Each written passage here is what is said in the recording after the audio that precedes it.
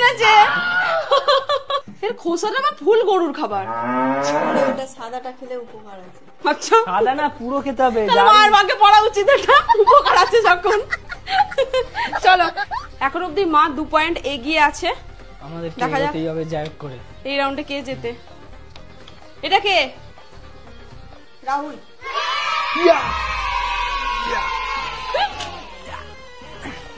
তারপরে আচ্ছা এইটা কে? কে? छन से जो टूटे कोई सपना जग सुना सुना। ও পুরো লাল লাল, বাহ। আমাদের খোসা, দানা আর শ্বাস আলাদা হয়ে গেছে, এবার খেতে হবে। এবার আমার মুখে আসল হাসিটা ফুটছে। খাও খাও, দানাগুলো খাও।